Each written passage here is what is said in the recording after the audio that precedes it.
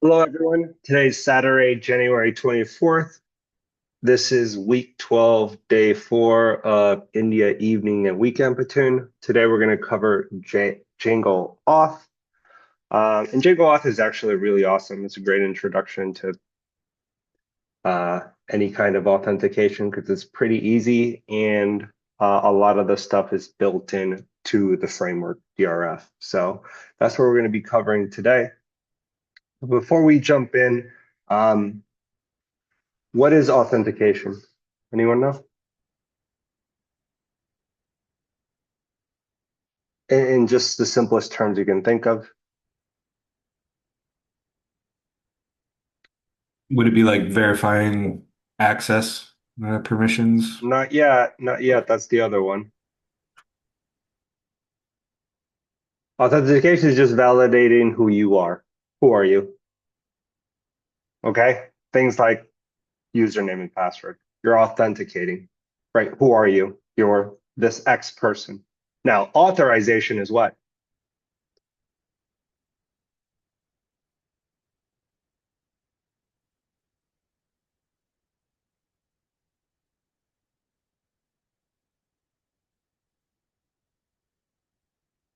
Is what you're allowed to do.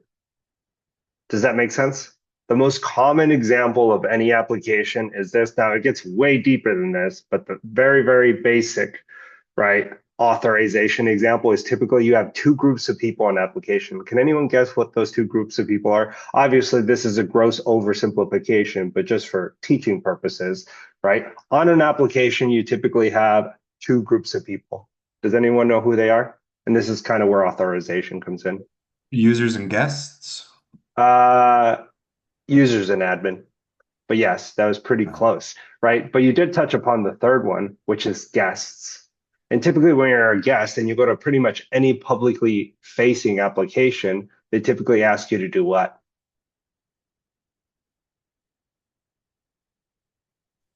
Log in. Log in. Does anyone ever say, ever wonder why everything wants you to log in? Is so they can do what? Data Track mining. what you're doing? Yeah, track what you're doing, right? The minute that you authenticate, they know who you are, right? Username and password, right? The minute that you federate using your Gmail account, your Facebook account, your LinkedIn account, all of a sudden, right? All those clicks on their website, they can track it. Yes. And if that specific company bought the company of some other company that may or may not have sold your data, right? They can cross check that email, right? And now all of a sudden they have a wealth of information about you. And if you ever wonder how all your information ends up online, that's how. Make sense? Okay, super important distinction that you need to remember. Authenticate, who are you, right? Username and password, right? And then authorization, what you are allowed to do. And that's super, super important, right? Because this is going to sound a little confusing, but I'll try to explain it the best that I can. Um, Typically, your applications are user agnostic. What does that mean?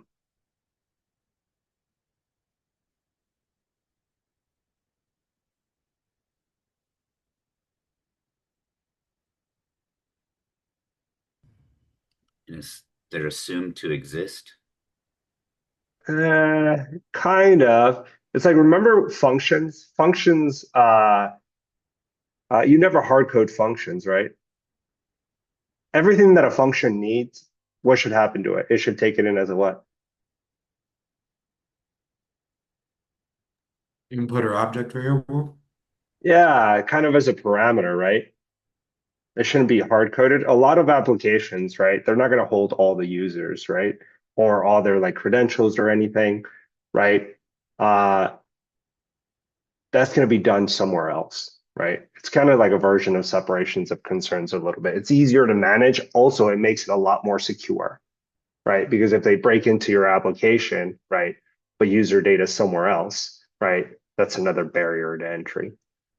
Um, okay, so super important thing to keep in mind, authentication versus authorization. Today we're going to talk about Django Auth. And the first thing we're going to do is I posted in the Slack channel the Wines API repo. That's what we're going to start off with today. And I actually already have it loaded up. So I'm going to share my screen.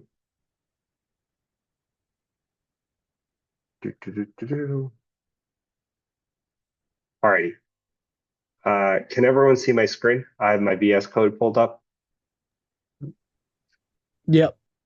All right, so I'm running Python managed run server, and I'm actually just running this DRF wine API.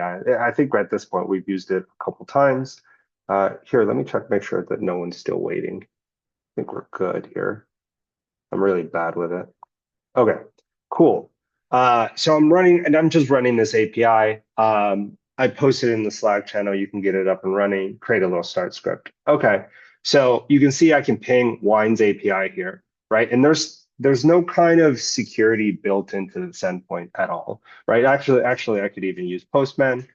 I can pull it up and I can ping the same API, right? It gives me the same information. Now, looking through my results here, right? I can go and grab this one. If I wanted to grab this item just by pinging its API, I would go to wines what? Wines / what?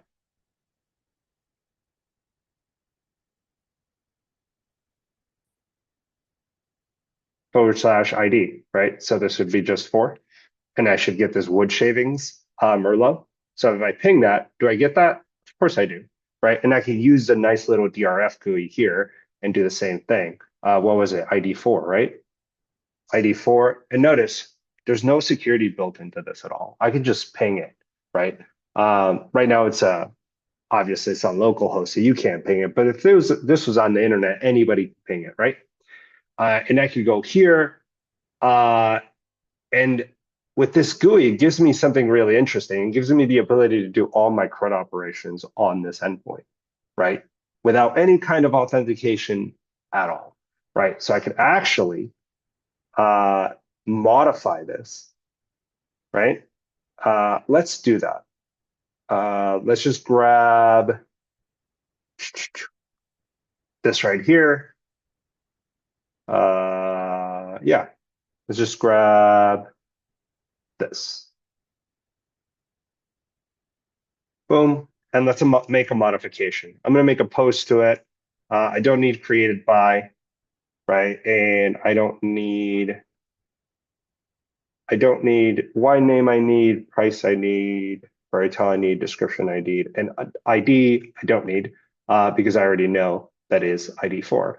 But here, instead of savor the wood shop here, I could say description, Guillermo's the best. It's the best, right? And I can post to it, right?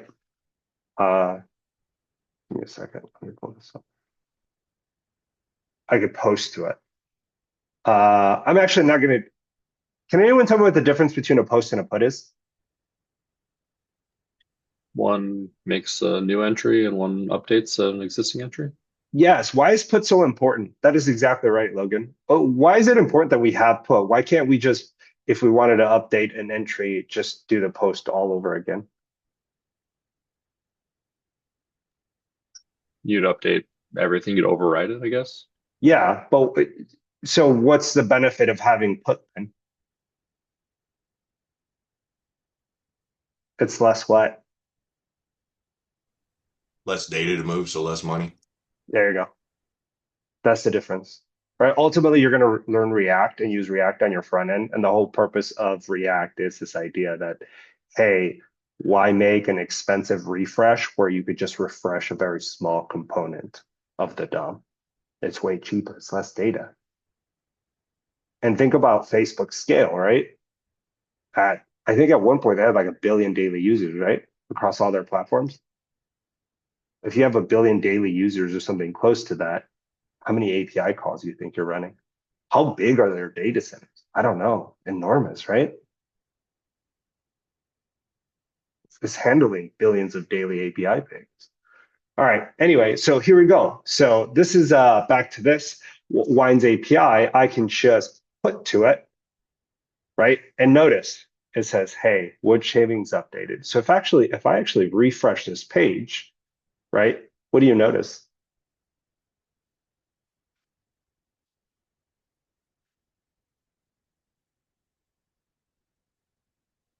I did what? Anyone can do what?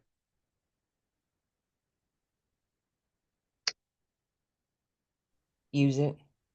Anyone can use it. Anyone can update your database. Anybody can make modifications, right? There's no record of who made those modifications. You can't block those people from making modifications because who has access to it?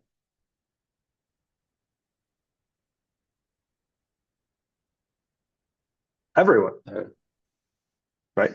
It's not protected in any way. So that's where Django Auth comes in, right? And you're going to learn about JWTs, which are probably one of the most common ways to secure endpoints. Now, authentication, authorization, and the bigger umbrella of security, there is a bunch of stuff within this, right?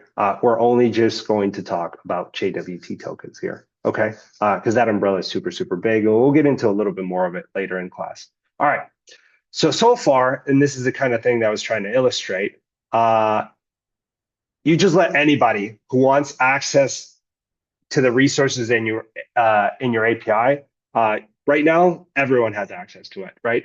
And they can do something malicious with it if they wanted to, right? But now what we're going to learn today is authentication. Django REST Framework comes with several authentication solutions baked in. When they say baked in, it's just part of the framework. So we're going to use a very simple token authentication today. Here's an overview of how it works. And this is actually really, really important. Kind of goes back to kind of what I was saying about, you know, how every website now wants you to log in. This is kind of where this comes in. All right, so here you have the user and you send them a username and password, right, to sign up. Typically it's a form, right? And they want what kind of information from you? Something unique. So email address, birthday, username, like that. All that stuff. Yeah. So, and they want a little personal information from you so you can, if you ultimately lost your password or something, you could reset it. But that's not the only reason. A lot of the times they sell your data too, but that's neither here nor there. All right. So the first time you sign up to a website, right, you punch in the username that you want, you punch in the password that you want, and on their back end, it hits their API and actually creates a user somewhere in their database, and it associates it with a token, and the token is associated to you. It's a unique, you can call it a string, a unique string that's associated to you that tells, right, the API, hey, it's this person using this endpoint, right? All right, so after it creates the user on their back end and it associates it with a token, the next time that you log in with a username and password, right, it looks up who you are based on your token, right? So when it does that, it sends back the token, and then all future API requests, that token is sent typically in the headers of a request saying, hey, it's this person. It's, you know, Guillermo Aguilar, you know, token, whatever, right? So on future API requests, pings to that application, it sends you a token, right? The applicant validates the token. It's this person. Yes, send them a 200. Grant them access to this application, right? This flow makes sense. You create an account, your account associated with a token, right? That token sent back to you when you log in. And on every subsequent API request, you send that token to authenticate who you are so the application knows. Make sense? Alrighty. What happens if you're surfing through an application and then all of a sudden you delete the token and you make the next API request? What should happen? Should be rejected. Exactly. Re-authenticate. Yep. You should be rejected. And then if the application is good, redirected to re-authenticate. Make sense? So doing this protects, in theory, should protect every single route of your application. And when I say route, I just mean this. Like if I go to wines, right now I have access sorry, I went 3. I have to that specific path. I have access to all the wines. Now, if I wanted to go to the one that I edited, was that 4? Yeah, 4, I have access to that path as well, right? So the authenticator is going to protect every single route, right? So there you go. All right, so the boilerplate, this is kind of where it goes into like a little bit of the copy and paste mode, and we can walk through it here. I have it pulled up. So in settings PY, right? In the DRF wine API, in settings PY, right?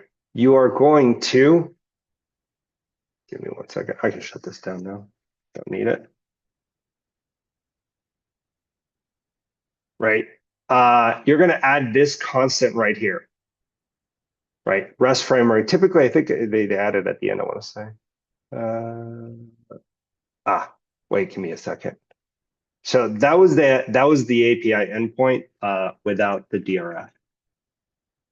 Without the Django, sorry. Let me get to the right one here. I put it under Auth. Okay.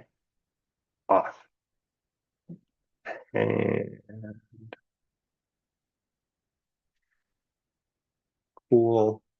I'm going to go to wine settings. Here we go. The first thing you're going to do is you're just going to add this right here in settings PY. It's customary just to add it at the end, right after default auto field, right? And you don't know what this is. You're just copying and pasting, but just by reading it, what do you think it's kind of doing?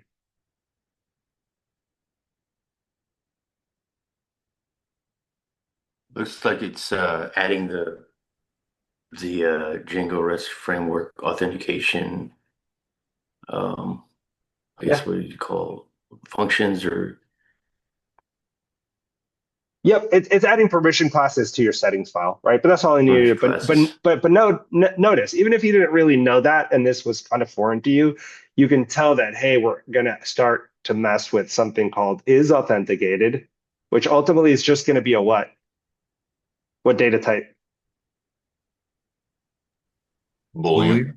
Just a Boolean, right? Is authenticated. Is it true or is it not? If it is true, allow them. If it isn't, kick them out. Force them to re-authenticate, right? And then what kind of authentication do you think we're going to do? It's right there on line 138. Token authentication. Token authentication. Now, this is really important. There's a lot of different kinds of authentications and authorizations and a different way to do things. And this is just one. Right now, we're just securing an API endpoint. Does that make sense? Yep. Yes. You can also secure a session, which is the thing that we're probably most common with as a normal user, right? You ever go to Amazon.com, you're already logged in? Yeah. That's a session cookie. That's a session cookie that kind of under the hood kind of transcribes a JWT token, but that's outside the scope of this class. But if you ever wonder what that is, it's because that cookie's in there. You ever not log on to your Amazon account in like 8 months? And then you try to go to Amazon and it forces you to what? A lot of the time. It's got like multi-factor. No, not multi-factor. You have to set that up. Get an SMS or email confirmation code. Yeah, a lot of the time. So you have to re-authenticate. And the reason why that is typically on those session cookies or the tokens, right? There's what's a TTL, right? Anybody know what that is? Time to live. Yeah, time to live. That means, hey, this token is good for X amount of time, right? And when that expires, right, force them to re-authenticate. And that's just a basic, what kind of measure? Security measure. That's it. Alrighty, so there you go. You're just gonna copy it at the end. You're going to say, hey, we're going to now mess with this is authenticated class, and we're going to use token. That's all that's saying, roughly. All right. So this right here says default permission classes says that everything will be protected by default. You can either protect everything and unprotect as needed, or do the opposite. You also need to make sure to include REST framework, auth token, and accounts in your installed apps. So we are going to go to installed apps, and this we're about to create, right? Because now we're going to have users. So we're going to create this in just 1 second, but the one that we already created is this auth token. So you need to add it in installed apps. So right now we've only messed with one file, the settings.py file, right? And then here comes where you create the user, right? Manage PY, start app, accounts. And now you have this specific app, accounts that you make. I'm going to jump the gun a little bit. The README is going to cover this, but let's just look at URLs PY, right? You create this accounts app, right? And what do you notice on line 7 and line 8?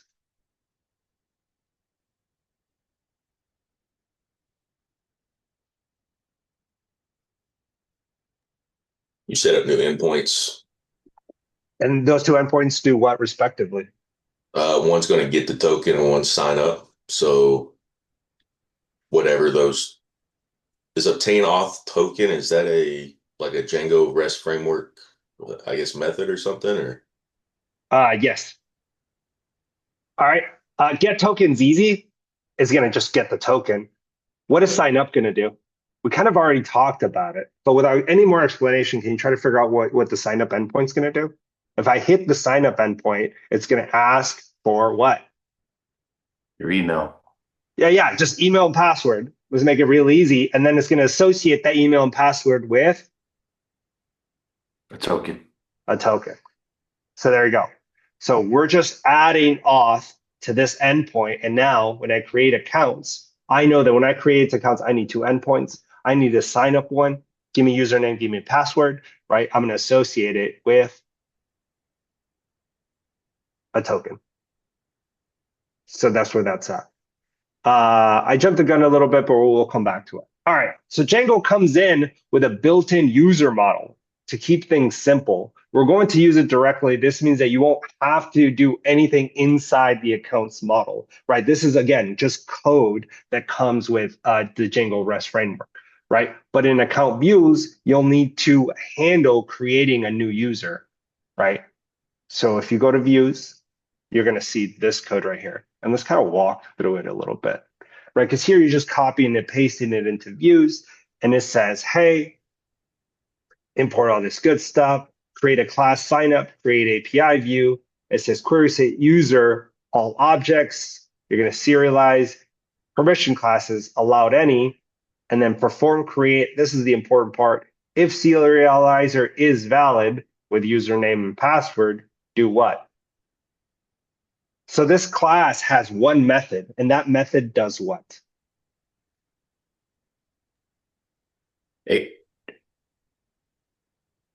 So what was that? Creates. Creates a user. That's it, right? Yeah. Creates a user. That's it.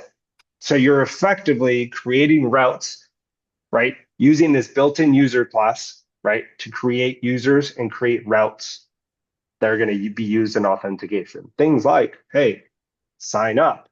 And sign up effectively creates a user with a specific email or email and password, and then associates it with a token. So that's what that is. So the README right here specifically says, hey, we're using a little DRF magic here. What's happening here? Django comes with all this built-in stuff, right? We created the app accounts and it kind of built most of the stuff for us. The only thing right now we've built so far is the view, right? When it says, hey, we're using a little bit of DRF magic here. Well, what do they mean here? I think Jordan wrote this lesson. What's happening? DRF is effectively doing what? it's abstracting another layer so that we don't have to do with it. Yes. Yes. It's abstracting some logic, right? So just keep that in mind. You don't need to understand everything under the hood right now. Just as long as you can kind of walk through these steps, I think for right now, you're going to be fine, right? So yes, that's what he means here. He's saying, hey, we're abstracting a little bit, but that's okay. It comes with DRF. Let's use it. All right. The first thing to notice is that we have to relax permissions on this resources. Otherwise, you won't be able to create a user without being a valid user. Kind of the chicken and egg problem. All right. Since the user model is special, mostly because of the password field, you can't use the usual creation methods, such as user objects create. Instead, there is a special create user method that we'll call. Now we'll supply the serializer that we promised, and here's your serializer, right? Where else did we find that the keyword user, capital U, was special? Anybody remember that? I was teaching that class and I messed something up, and that was in. You can't actually name a model in Postgres. What?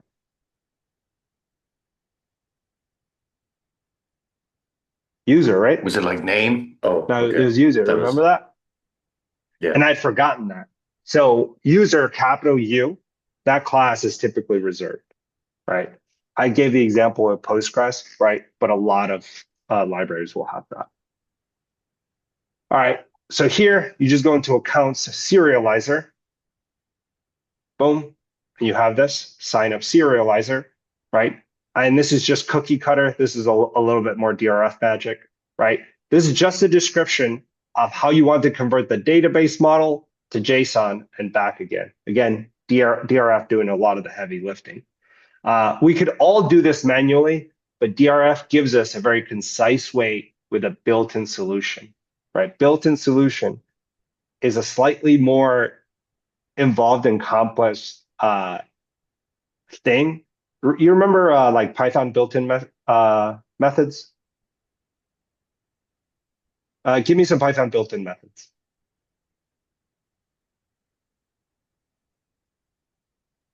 Give me Length, some, huh? length. Length, Is max, upper, min, is lower. is upper, is lower, all that. Those are built-in methods, right? Built into Python. DRF has a built-in user class that we're now leveraging. And it has a built-in auth that we are now leveraging. So that's why everything seems pretty cookie cutter and easy. We don't have to, what they call, roll it yourself, right? You just leverage something that's already built and you use it in your application.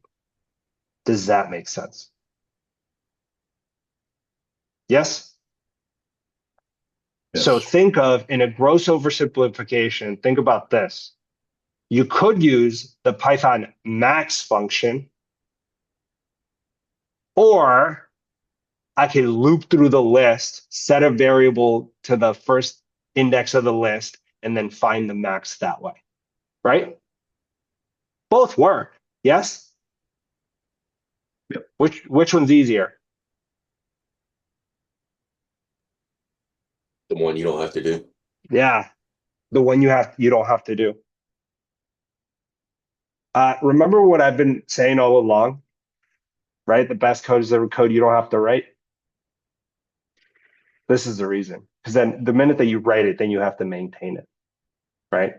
So you actually try to avoid writing that much code. All right. So there you go. Here's our URLs that we already talked about. Account URLs. I already touched upon it. The get token, get sign up. DRF also comes in with a built-in view that handles giving us a token. So you can use it here without having to make one yourself. Here, you're just updating what? The main what of the application.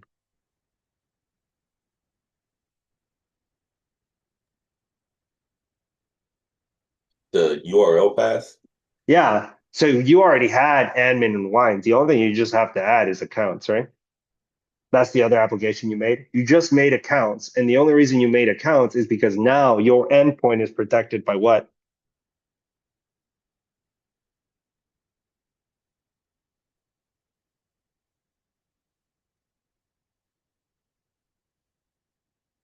Authentication, right? Yeah, joke it up. Yeah, a JWT. All right, so here I have, this is actually the exact same. This should be closed it so that this isn't going to load. Yep, It's not gonna load. Okay. Yeah, it's not gonna load. Perfect. Alrighty. So here I have the auth example. So we're gonna go ahead and load it up. This is just making sure I did this right. Okay. All right. So now if I go to that same endpoint, so oops, Butterfingers. Let's try that again. All right. So I got that same endpoint. See if it loads.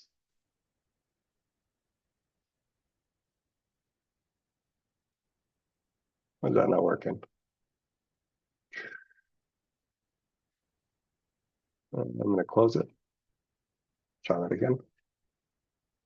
All righty. Let's go /wines. What should I see here? If this worked, I should get a what? An arrow, extra points for error code.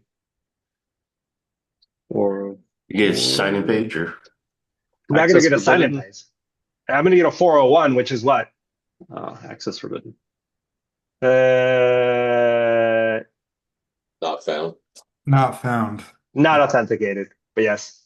So here we go. What's the issue here now?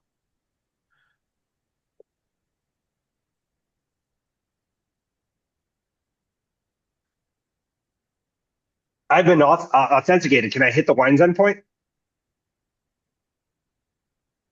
I have Auth built into the API. So both of the APIs that I showed you are exactly the same, except for that second one now, after I made those changes, right? I added Django Auth. Now this endpoint is what? This should be showing me a list of my wines, and it's not because I'm not what? authenticated. I'm not authenticated. So now if I try to go to wine 4, the one that I edited, I'm also going to get a what?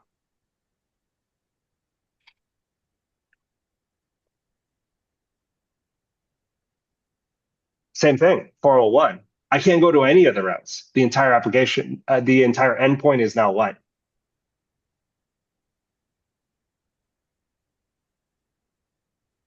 Authenticated or secure. Yes, the entire endpoint is now secure. Okay, kind of a tougher question here. I need you to think about this. Okay, so now my API is protected. I need to authenticate. What endpoint do I need to go to first in order to get past this screen? I haven't taught you this, so you need to kind of think about it. We did kind of briefly talk about it though. So right here, you're stuck. You've effectively protected your endpoint. What URL do I need to go here to kind of start this process to get access to this endpoint? Go into the sign-in page Good job, Jose. or like the, Let's Accounts, find, yeah. yeah. So let's find that URL. I can't remember what it was. It's sign up.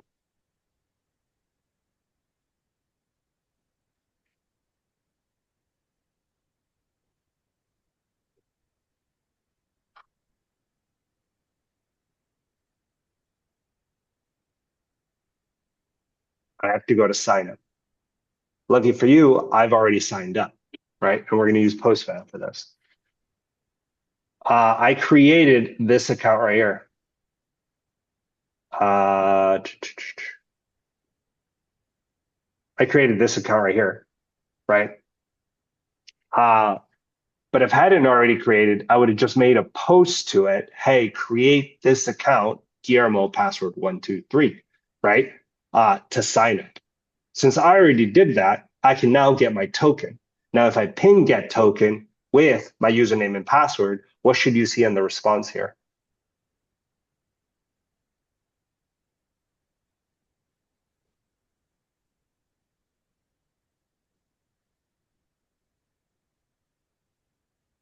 Your token hash.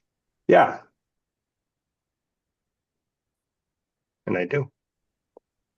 Right? But I wouldn't have been able to do it unless I hit the sign up URL first and just created this, made a post to it, right? Does it matter if I use Postman or the DRF GUI?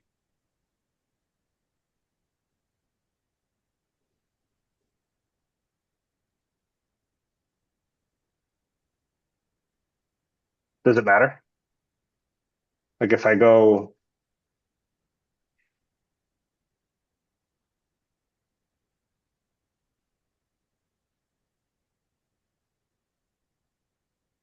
why did that work? Did it work? Panicking. Give me a second.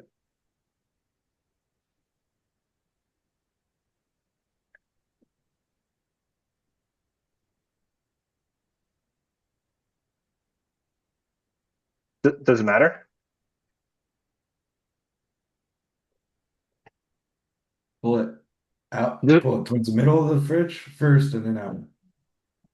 No, no, I answered my question. Does it matter if I use the browser DRF GUI or Postman to sign up or to get my token or to make a post request or a put request? Does it matter?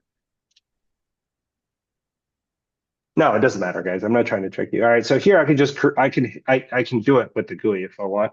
Username, let's do Gmo, password 1234. Right, make a post to it. What should I see here after I run this? If this is successful? Token? Not quite. I shouldn't get a token here. I should just say, hey, you did what? Successfully created a user. You secure one, you successfully created a user, right? So I know that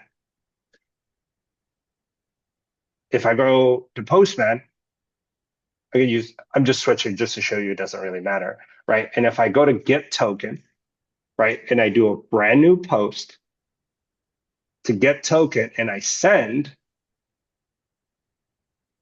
this, right, in the body, what is it, raw, send it as a JSON object here, and I get token. This is a completely different user. This is Guillermo123. I get this token. This is a different user. This is Gmail password 1234. Should the tokens be the same? Absolutely not. They're different users, so they should be mapped to different tokens, and they are.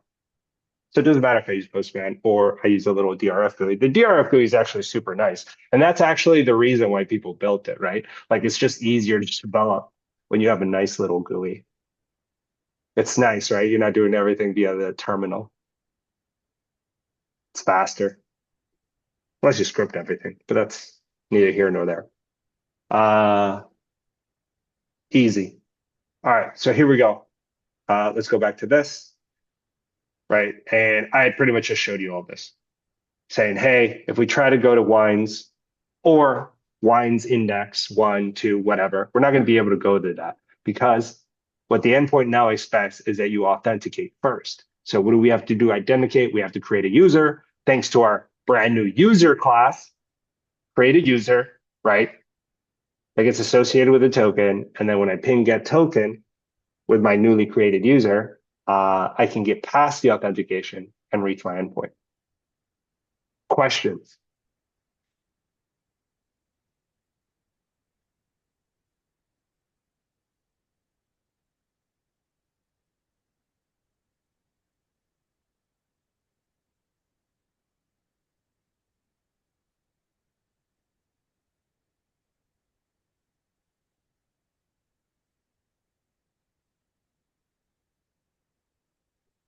You don't have questions for me. I have a question for you. What's the purpose of Django auth in this scenario? It's to,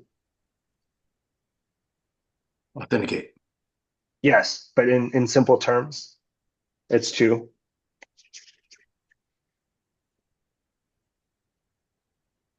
Make certain functions only accessible by admins. And to protect your Data. Information. Yeah, protect your endpoint, protect your information, protect your application, right? I think the word in in the temp world is secure. Make sense? Yep.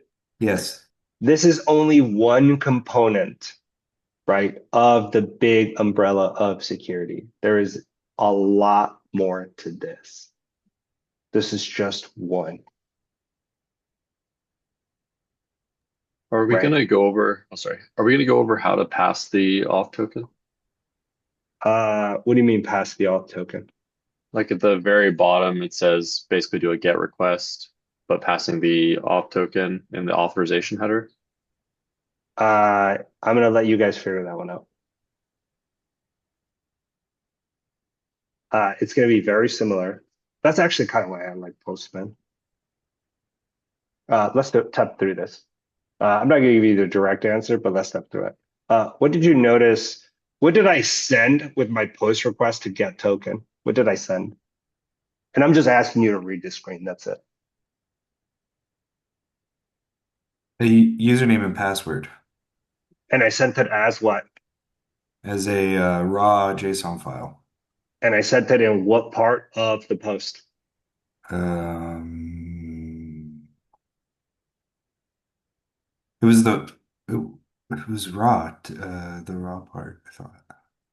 Raw is the type Oh, body. in the body. I sent it in the body. Okay. So if I needed to send in the headers, you would press headers, right? In key, you would press something like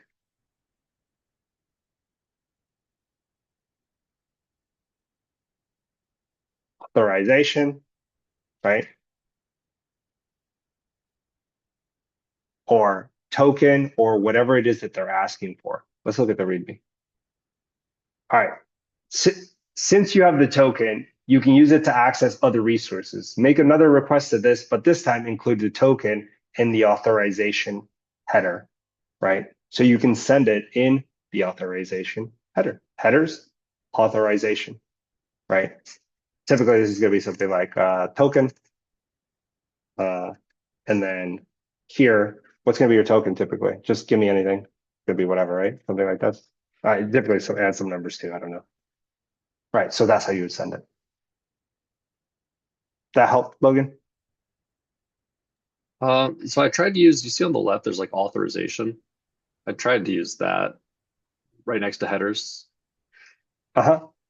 but it didn't work.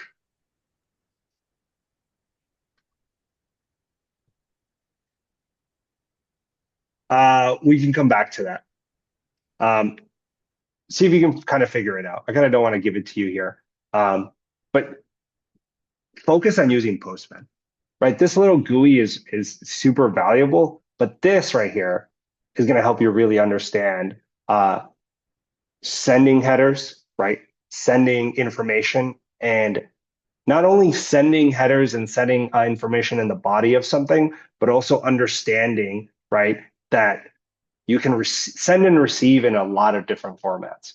Notice how when I did this post, it wanted it in the body, right? And it wanted it in raw JSON, right? But you can send a lot of different things. You can send it encoded, you can send binary, you can send it in XML sometimes, right? You can do all of that. And Postman kind of teaches you to kind of figure out, hey, what is your application receiving or what does your endpoint expect, and send it there. Make sense? Okay, super important thing actually. Let me see if I can counts. Let's do lines.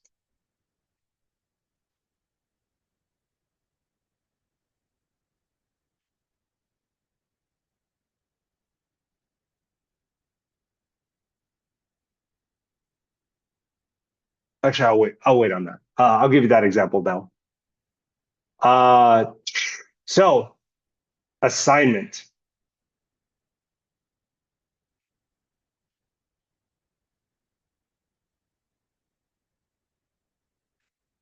The challenge for today is add authentication to a pre-existing DRF project. We're not going to do that right now. What we're going to do is I want you to add DRF to this wine API endpoint. Does everyone understand that? Walk through the steps that I just went through right now. Make sense? Stick to Postman. Stick to Postman and figure out how to, in essence, Logan was asking this.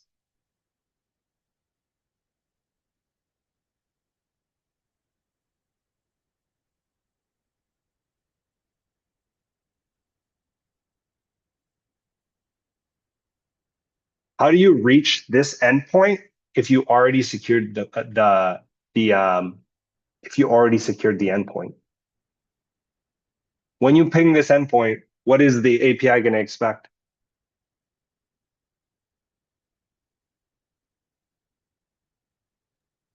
With respect to the token, Yeah, and if you try to make a post to it, it's also going to expect a what? same thing, token. Yep. And that's what Logan is asking. So actually, that's the only hard part of this assignment that I'm asking you to do. Walk through the steps, add Django auth to this specific application first, figure out the token, and then we'll reconvene. Because you're pretty much just walking through everything that I did. The only difficult part is the token. Figure out how you use that. Does everyone understand your assignment?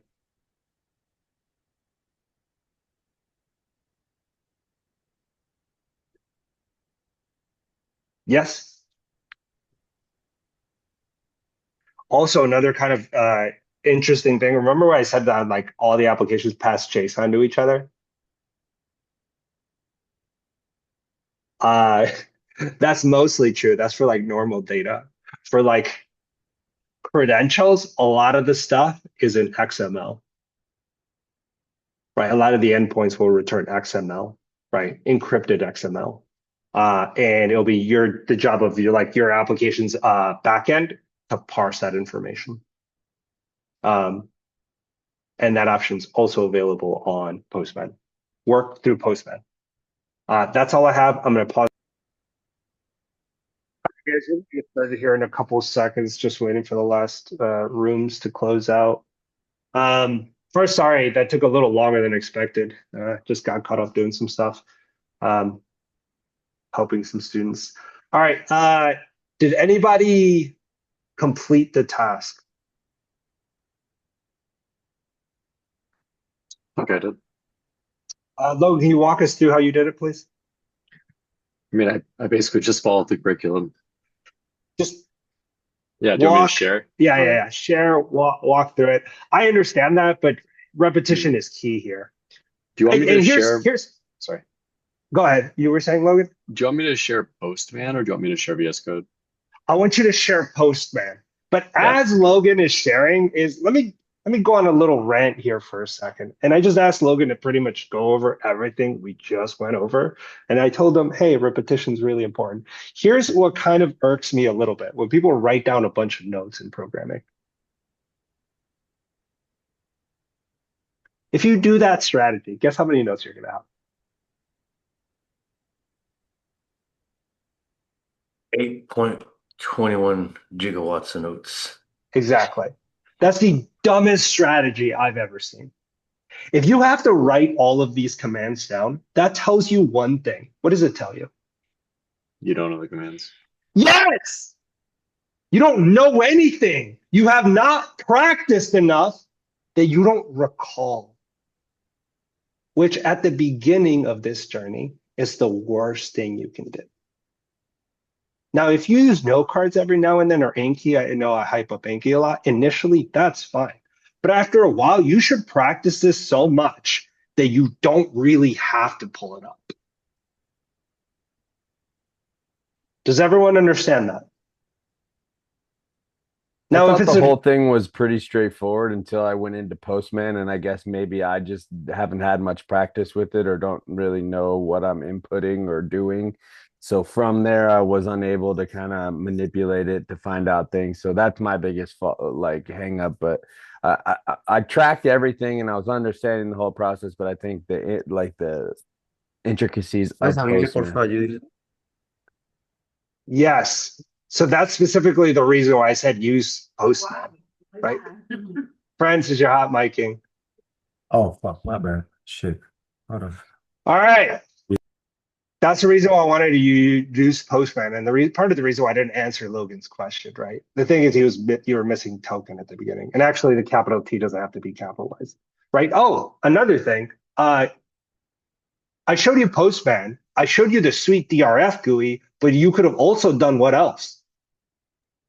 Django admin. Django admin, And you could have also done what? What's Curl. another way you could have pinged it? Just the website, right? Like, couldn't Yeah, you but just that's a DRF, right? You could have also, what am I showing you right now? curl? Yeah, you could have curled it, right? A curl is, this curl right here is just a what? What kind of thread command?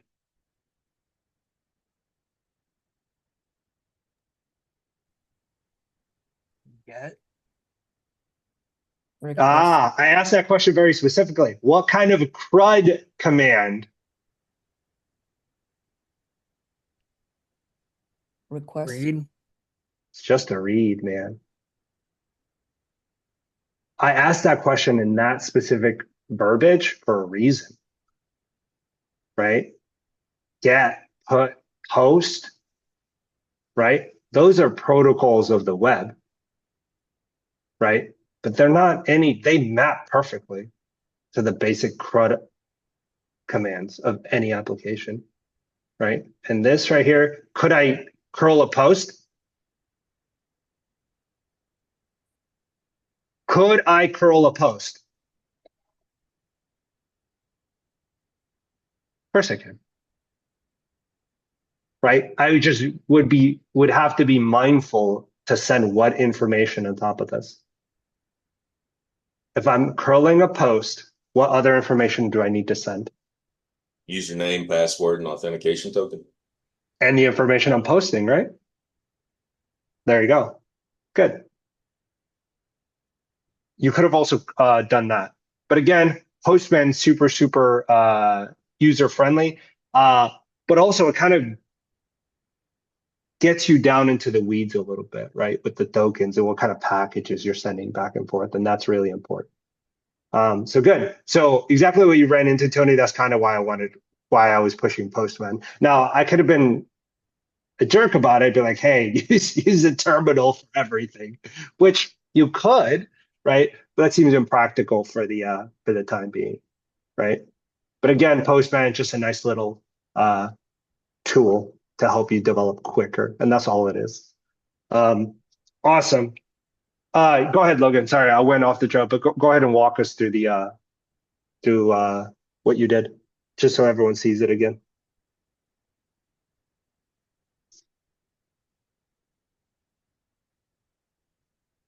You're muted, Logan. My bad. So let's see. I guess the first thing we want to do here is a sign up, right? Yeah. Okay. So it'll be a post. And that's, I think, accounts with an S. Yeah. Sign up. And You forgot the the body. S. Oh, I said no. accounts sign up. That's okay. I forgot the A earlier. And then our user credentials, you can see there. And then next is the get token.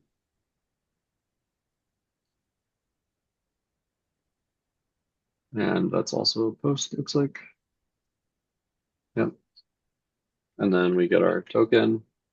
And this is the part that probably all of us got stuck on, is you have to put the token here with a space.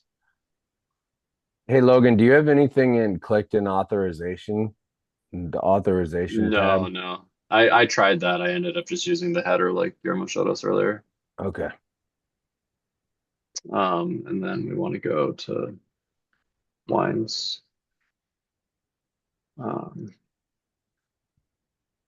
There you go. Logan, can you go into the token and remove the 2 in front of that 6? Inside Yep. your token, just remove a couple of them or whatever. Or it could be Yeah. the end, it doesn't matter. Yep. And you get a what? Invalid token. Or Yeah, 401, unauthorized. That was perfect. Logan, that was perfect. Thank you. That's it. Just that simple. He showed everything, created a user. He created a user. He pinged a get token with the new user, grabbed the token, and then he created a read request with that token. Could he have created a post request with that same token?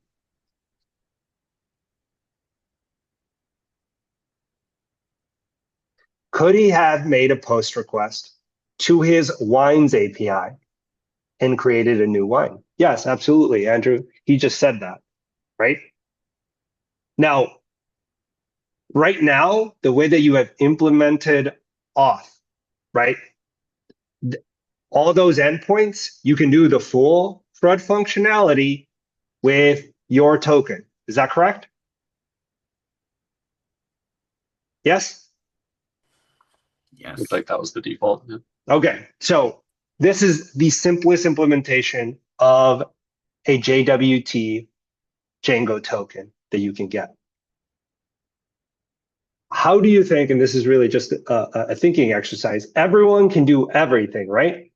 But let's say we wanted some people to be regular users and some people to be admin users. How do you think this would work?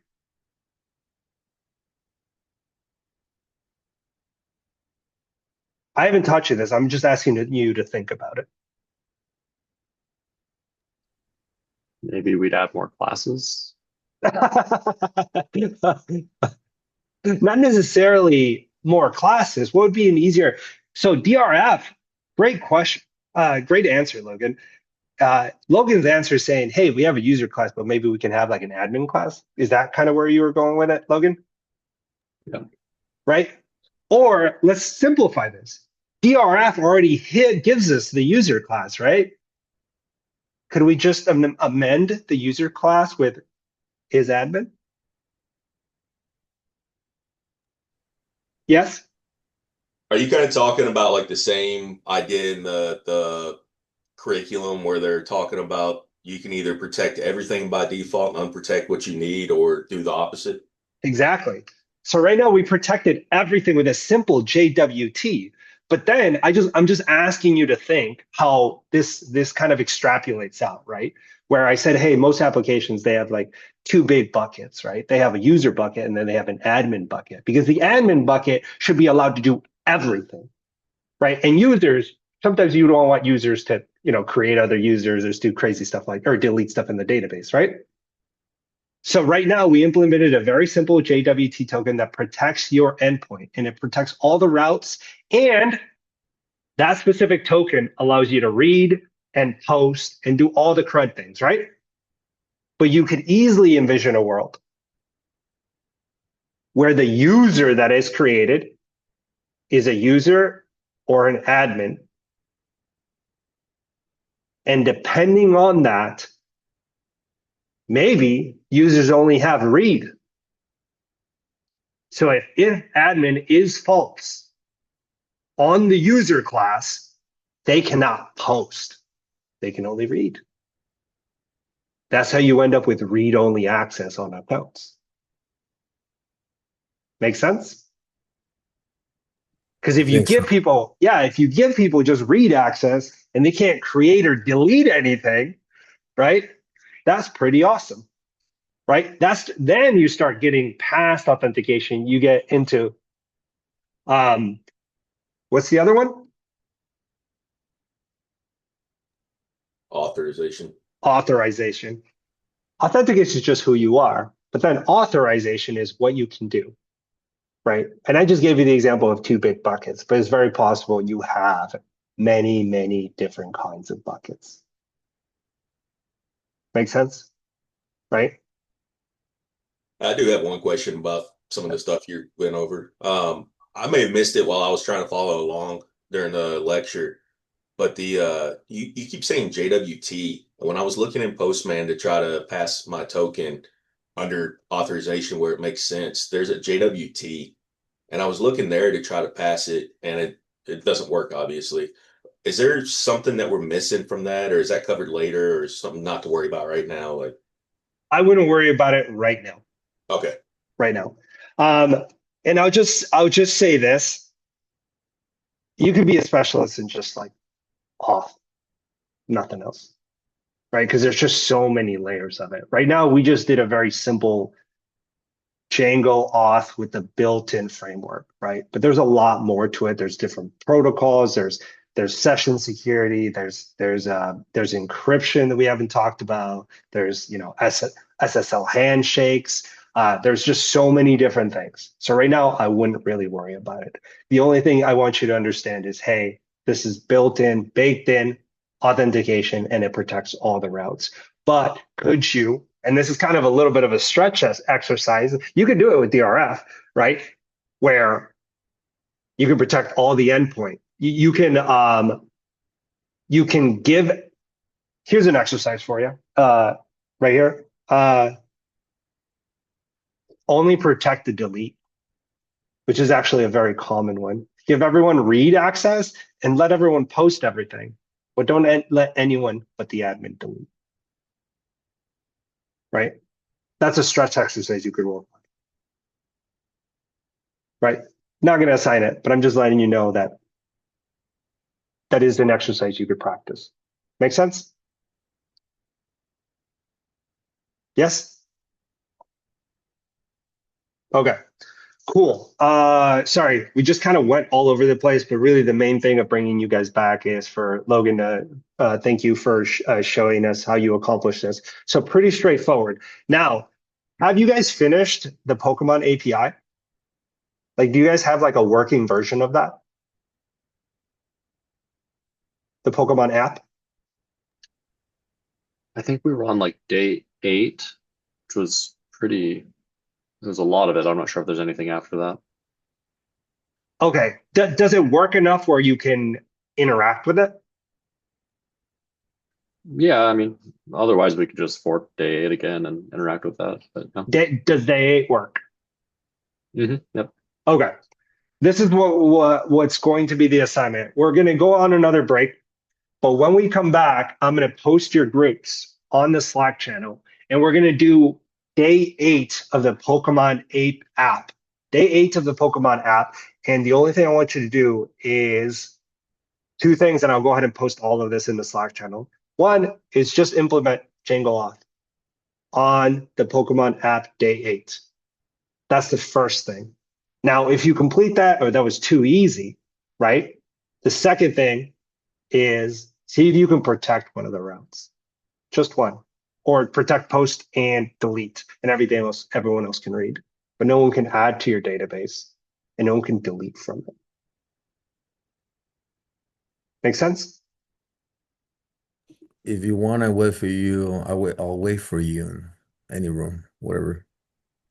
Hot miking, dude. That was weird, bro. All right, that's it. It's 10:15. It's 10:16. Let's come back. Let's come back at 11:20. I'm gonna stop the recording here. All right, guys. We're gonna go over just something that I noticed a couple of people struggling with, and part of this is definitely the instructor's fault a little bit on just not hammering home this concept. So I'm just going to ask you just a handful of questions about how we deployed the Wine API. So I asked you just now if the database was in a container, and you guys said no. Okay, so the database is not in a container. Knowing that, which file can I delete and it won't have any impact on my application? Your Docker file? Yeah, Docker Compose. I can delete this, right? I would only need that. I'm not going to delete it because I'm going to talk about it in just 1 second, but I could delete it. It's not being used. My database is running what? Where is it running? For the example Django? that I gave. All right, no. Pay very close attention to my question. My database, the way that I used it earlier in this class, it's running where? Locally? Locally. Yes. Okay. So I had a database that was running locally. Got it. The DRF API was running where? Remotely? No, don't I'm guess. sorry. Well, it was running locally because we had to put Yes. the IP Yes. of our Okay. local host. I know it's running locally because I had to pull one of these numbers, right?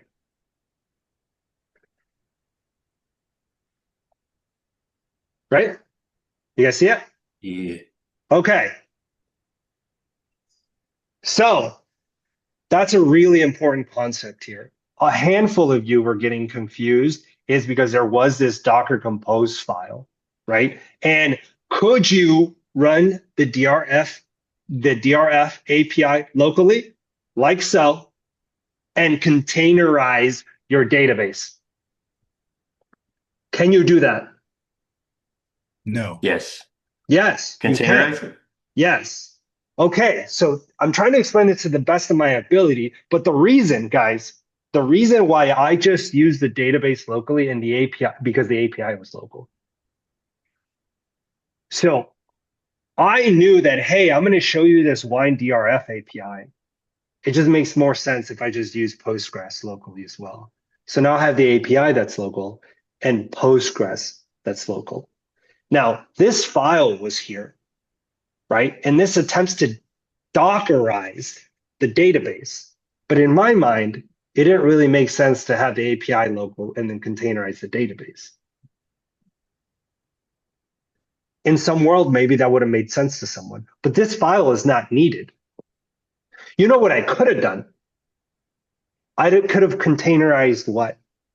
Both what?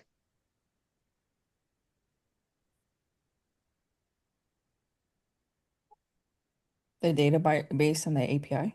Yeah, That's yeah. exactly what we did last time, Guillermo. That's what I was saying last Okay. time. So I could easily come in here and containerized my API.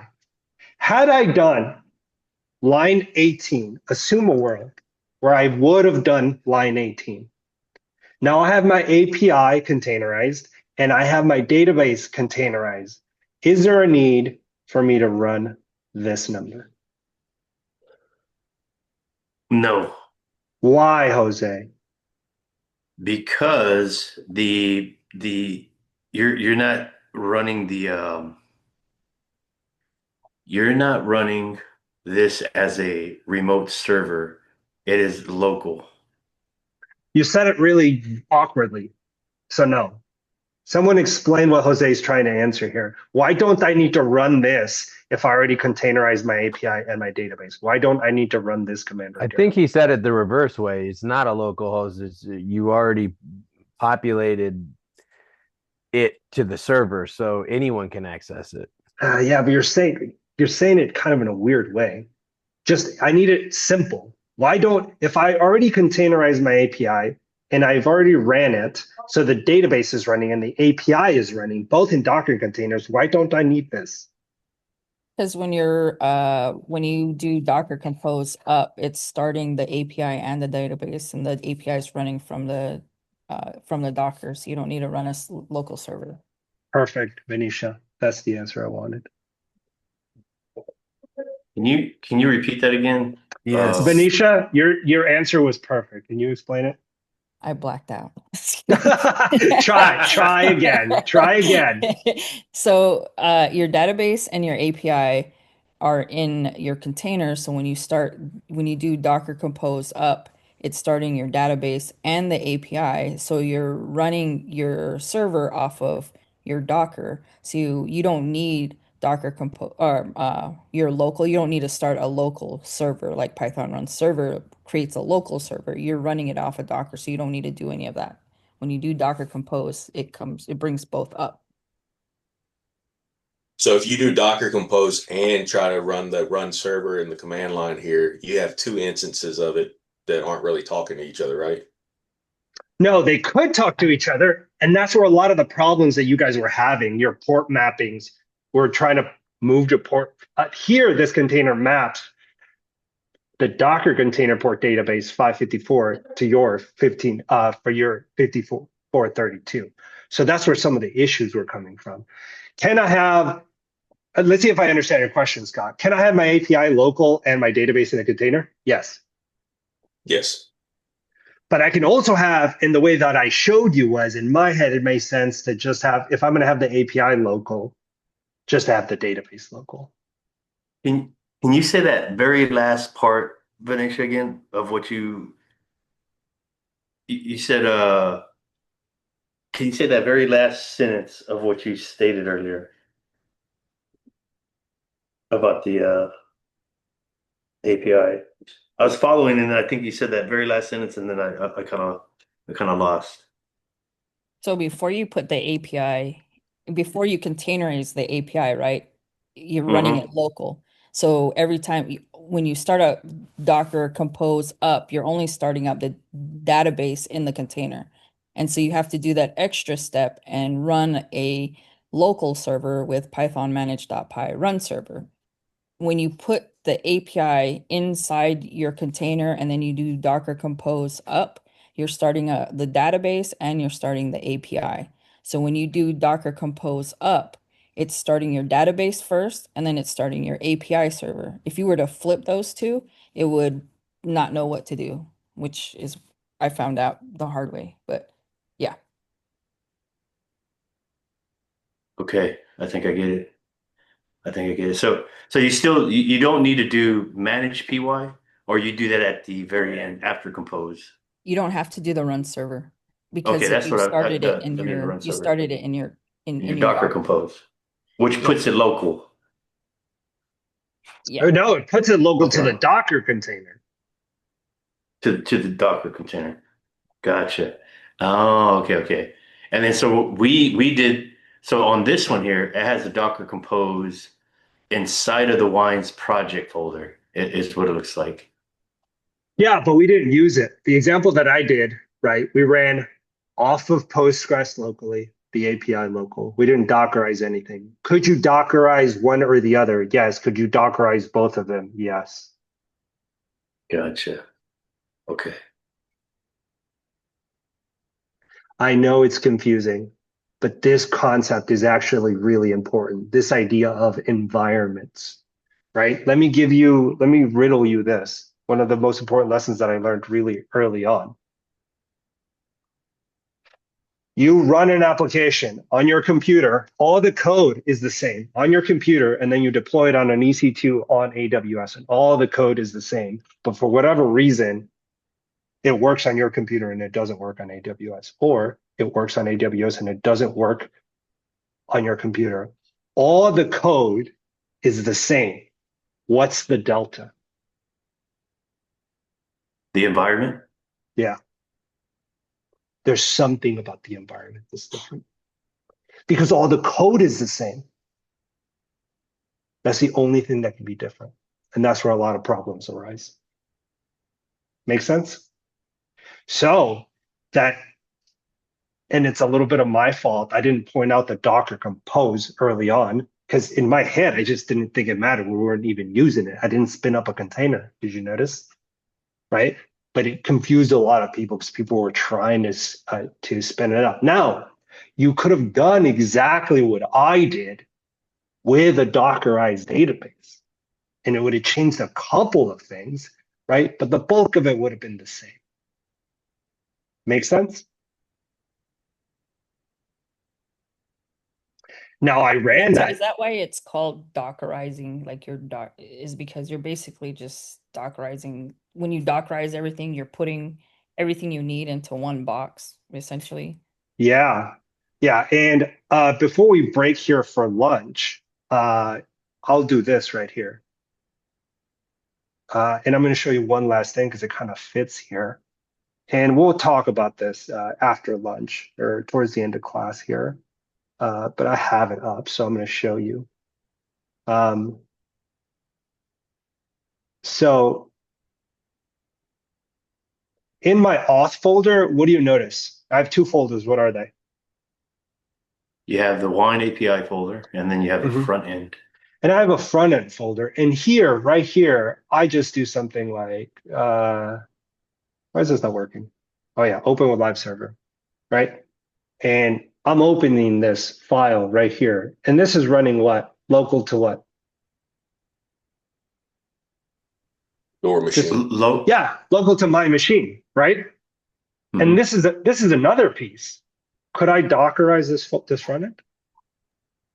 Of course I could. Right? And now I have kind of what I was explaining before.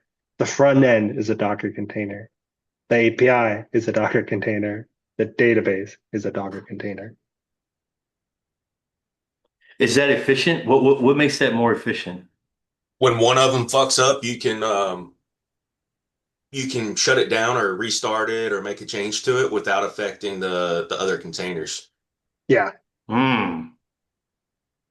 Yeah, we won't get too much Okay. into it because it's kind of honestly outside of the scope of my expertise. But the whole system, Henry Ford and the assembly line, Oh yeah. it kind of works like that. Because when one That makes piece sense. fails, right, you have built-in observability in your application where one container breaks, another one spins up with an exact version of what just broke. And you never lose access. You always have resilience. Your app is always up, taking those DraftKings bets, making your shareholders some money. Right? Got it. Okay. Gotta make that money. So, so one thing that I want you to keep in mind here before we break for lunch is definitely look at the assignments that we give you, right? And kind of always think the things that I've been kind of preaching, the two tenets of Linux, like who are you, where are you, where is this being deployed? Is this on my machine?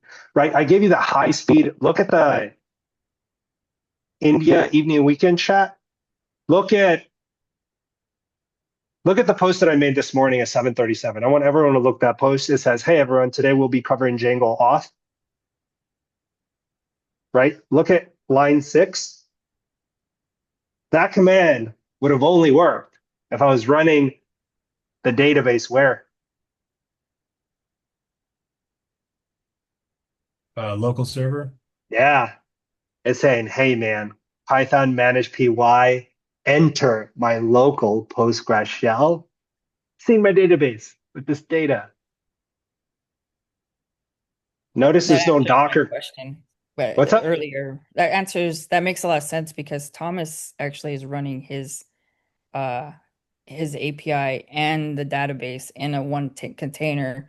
And so when he was showing me a command, it wasn't working locally because I was running my API locally. And so when I was trying to run it, it wasn't working because he was the only one, he had his in a container. So Okay. that solves that problem. Good, Thomas, but API and database shouldn't be in the same container. Two separate containers. And if you want a little bit of a stretch challenge, I'm not going to show it. Well, I might show it later, right? That Docker Compose, you could run the API, right? Run an API container and run a database container, and you can just Docker Compose to your heart's content. Oh, two containers. Got it. Benicia, got it. All right, that makes sense. All righty. Yeah, talked way too much. But what's the main thing that I wanted you to get from this little conversation? Be aware of your environment. Know where you are. Yes? Know what are you deploying? Where are you deploying it? Because that's going to save you a lot of heartache later on. And as I said it before, right now it's kind of more or less easy. It's here, the Docker container, but eventually it'll be on a remote server somewhere you can't see. All right, it's 12:43. Let's come back at 1:45 p.m. Wait, give me a second. We're going to come back at 1:45 p.m. But how are we doing? How are we progressing on the Pokemon Django assignment before we cut loose? I was, well, with my group, they're trying to push me through, but it was because of this issue that you Okay. just pulled us in for. So yeah, we're right at that step. We're trying to make manage PY work, but All right, that's so where we're at. So we need a little bit more group time when we come back from lunch. Yes? Yeah, Yes. just a lot of the it's settings issues. A lot of it was Okay. just set up and yeah. All right, yeah, perfect. same thing for me. Awesome. So it's 12:43 p.m. We're going to come back at 1:45 p.m. back into your groups, okay? Grab some lunch. Nice job, guys. Recording, can you share your screen with us? And kind of walk us through how you did it. And this is Pokemon I app, got right? it at the last second too. This is Pokemon app, right? Yeah. Ugh. Let me see. All right.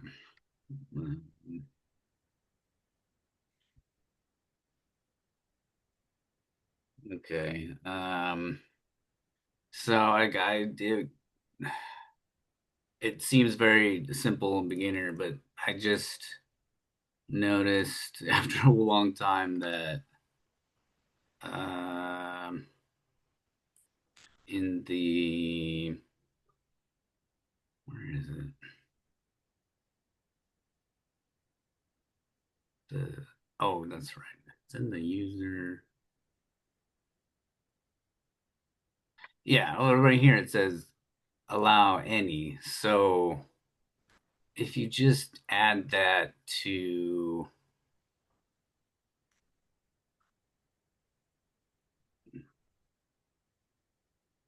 the class, then and you can do the get request and then just make a new class and it'll be restricted. So like as default. So if you go like to the get, you can get it without, there's no authentication, but then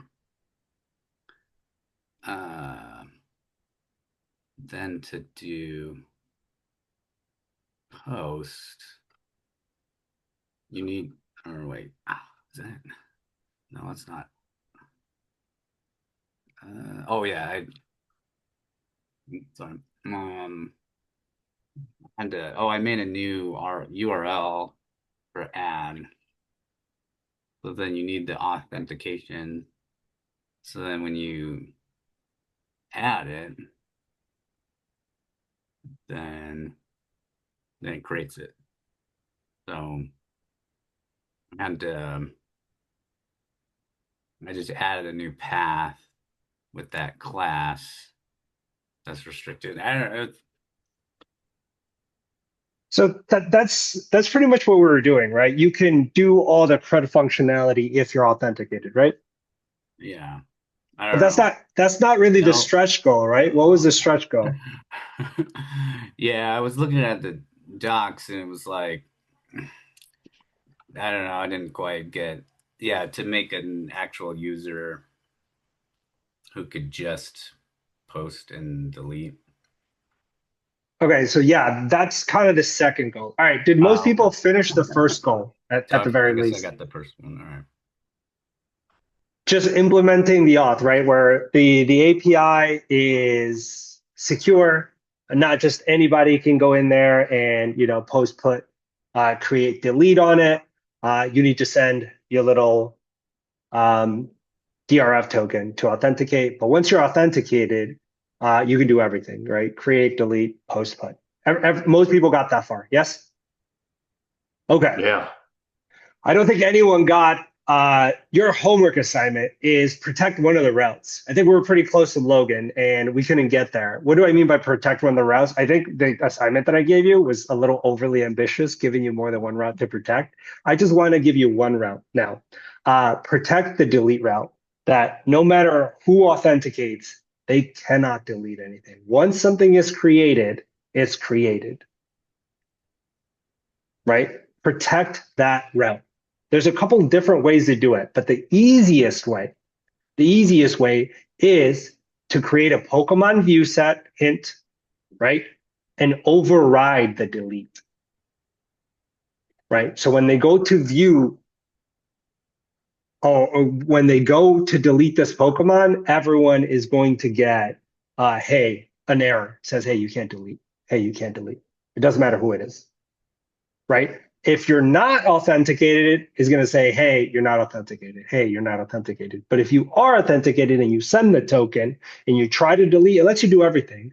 Lets you to create, lets you update. But the minute you try to hit the delete line, it says, hey, nobody can delete. That's really the only thing I want you to focus on. But once you figure delete, I'm giving you the easiest route to protect, right?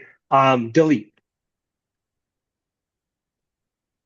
Slightly harder version of that would be now protect multiple routes, right? Protect, post, and delete, right? Nobody can create and nobody can delete, right? Now protect, post, put, and delete. Now you give everybody read only and nobody can update your database, right? And then you get kind of like the final challenge, right? Where depending on who registered and whether their user is admin, right? They have certain credentials that they can either read or they can do everything. So I want you to take it in that order. So what's the first thing you're going to focus on after you got the Django auth working, which almost all of you did? So you're going to protect which route? Delete. Delete. Then you're going to see if you can protect, delete, and post one of the other routes. Once you get that, see if you can figure out is admin and to give different people the ability to do different things.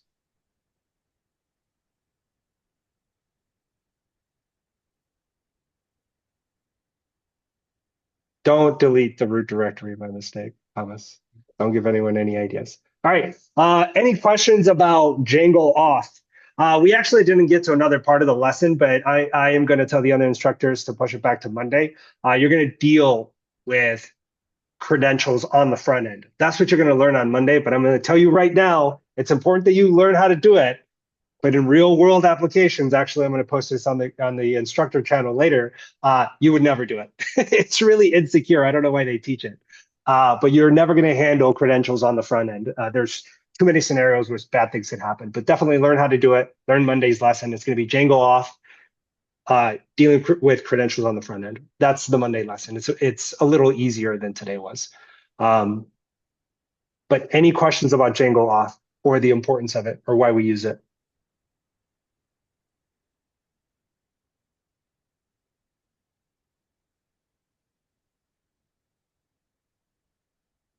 No questions? Okay. Any questions about Docker and running things locally? This was probably the biggest challenge today.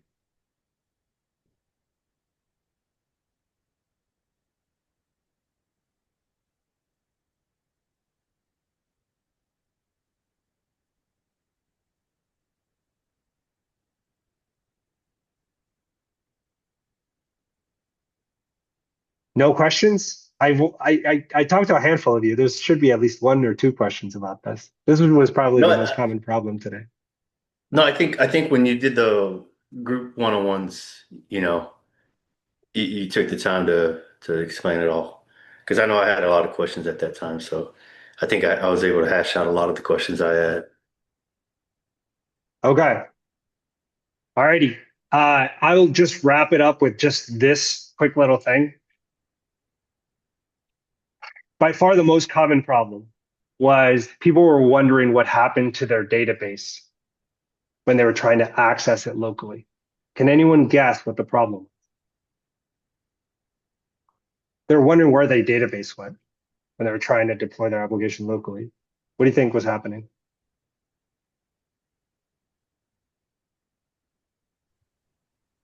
The wrong What was happening? IP or wrong port. That's what I had. Not quite. I had the wrong user. I had it under like something else, and then I had to create that Postgres user to be able to like access it from that. Because for some reason it like whenever I went in and I could see it in Postgres, I could see that it had been created, but I wasn't able to do anything or execute it because it was under something. I don't know. Maybe I made a mistake. Tony's kind of describing the problem here. Is that he's describing the issue? His database and his users existed where? Inside Docker. Yeah, that was it. So they're wondering where it is, and you're never going to find it. It's in Docker. And then when you deleted that Docker database, right, now it's gone. Now it's no longer your local environment and it's not in Docker. So you're looking for something that you need to recreate. By far the most common thing that I help people with today. Hey, recreate your user, recreate your database if you're going to run it locally. That stuff did exist and you're wondering why it's not working. It existed in Docker. That's different than existing locally. Yes? All right. That's all I have, guys. Saturday, no, sorry. Stay safe, winter storm. Monday, extension of Django auth on the front end. Have a good day, guys. Yep. Have a good weekend.